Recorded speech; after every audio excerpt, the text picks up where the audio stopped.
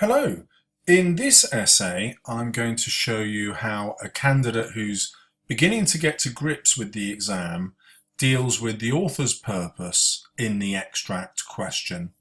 And I'm going to show you ways to improve the essay. So let's begin. How is this a powerful moment in the novel? Well, she's corrected the idea that it's a play. That's something that probably a third of my students do. They put down the wrong text. They call the novel a play and the play a novel. So this is a powerful moment in the novel. Excellent, because she's using the words of the question, tells the examiner that she knows that she's actually answering the question the exam has put forward. It shows us the innocence of Lenny. Okay, so she's made a statement, and now hopefully this paragraph will all be about that innocence and why that innocence makes it a powerful moment. At the minute, she hasn't done that.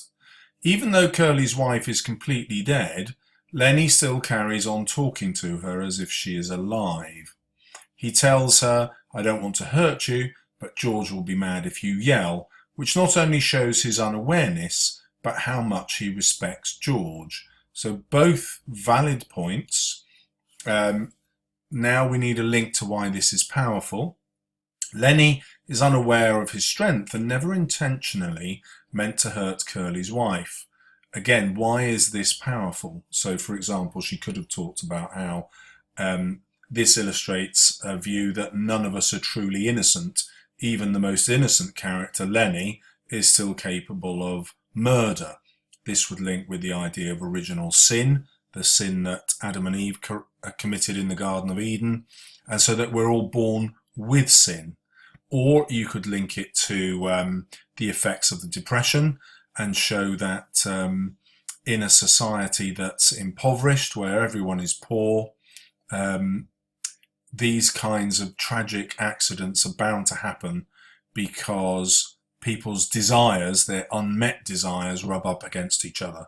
Curly's wife's desire for independence, Lenny's desire to do the right thing, tragically rub up against each other. Or you could look at it as a powerful moment because Steinbeck is suggesting fate will intervene. No matter what your hopes are, fate will destroy them. And you could link that to the title of the novel, Of Mice and Men. So there are loads of ways you could go with this, and the trick is every time you make a point about some text in the extract question, you want to relate it to Steinbeck's wider purpose. And when you relate it to the wider purpose, you're into the A and A star grade, usually very successfully. So Lenny also tells the corpse that George will be mad, which shows how much George means to Lenny. Brilliant, but why? Why does this make it powerful? What's Steinbeck up to? Throughout the play, whoops, this is one she didn't correct, George has been a mother figure to Lenny, and Lenny's respect for what George thinks of him is what made him kill Curly's wife. So here we've got some irony that Steinbeck's using. The very thing that Lenny is doing to make him be good is what's led him to be bad. So Steinbeck might be suggesting that our own nature will always make us choose evil even when we're thinking good. Or it might be to say that there is no God because we're incapable of free will that allows us to choose good actions, because even when we do choose good actions, it always results in death. For example, George choosing the good action of killing his friend Lenny to save him from a much more painful death. So again, you link it to Steinbeck's purpose, whatever you think that is. In Of Mice and Men, Steinbeck never gives Curly's wife a name.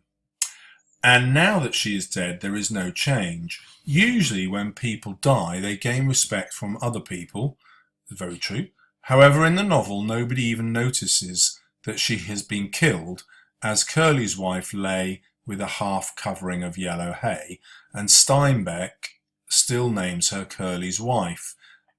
This shows the sexism that went on in the 1930s. So this is a successful paragraph. It's taking an event in the passage and link it to Steinbeck's wider purpose. In this case, an attack against sexism. At the start of the novel, Lenny and George were told she's called Curly's wife, and they didn't even question her real name.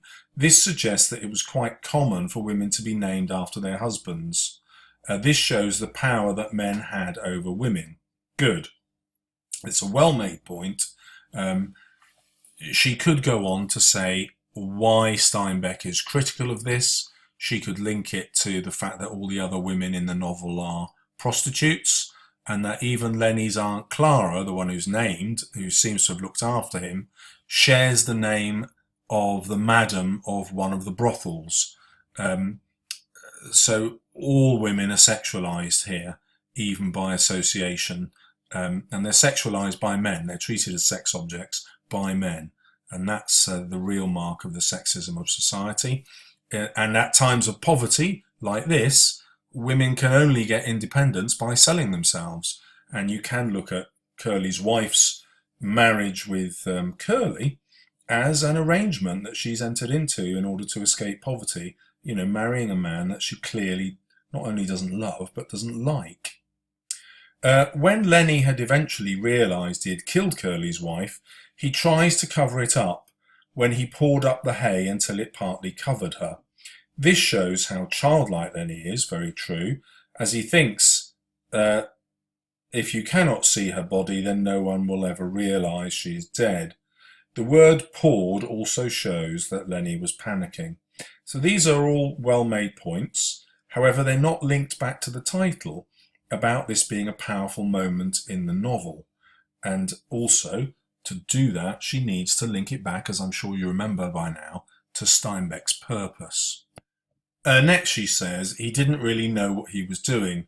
This shows Lenny's lack of initiative, as he is always told what to do by George. Again, why is this powerful? What's its purpose?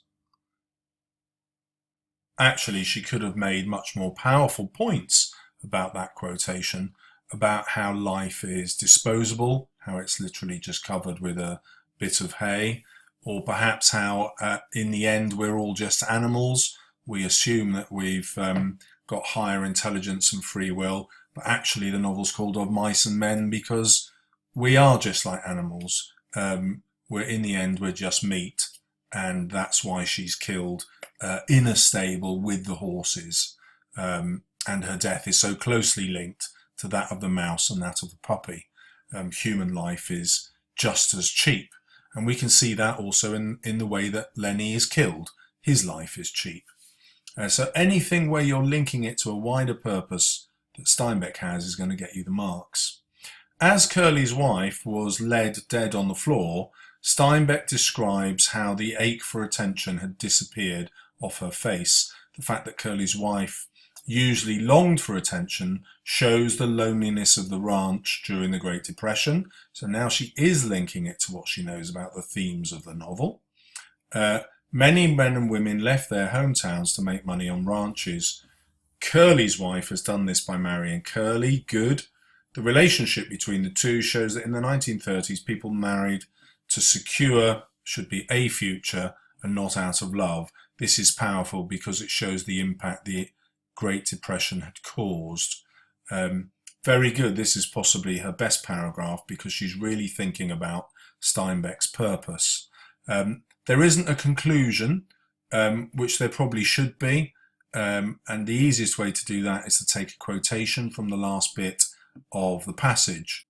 So here she could have looked at this idea of time slowing down and made something of the idea of fate here, or of God intervening for a moment, or perhaps this being a direct address from Steinbeck himself, asking us to treat this as a symbolic moment. Part of that symbolism is this motif. A motif is an image that keeps recurring.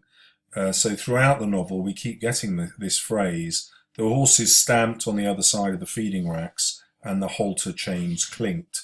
And this idea of the chains could show how we're all in life chained to our sin, so that we'll always commit evil deeds, or we're always chained to our destiny, so that we can never escape our fate, just like the best laid plans of mice and men, which gang off the gley in the poem that Robbie Burns wrote, from which Steinbeck got the title.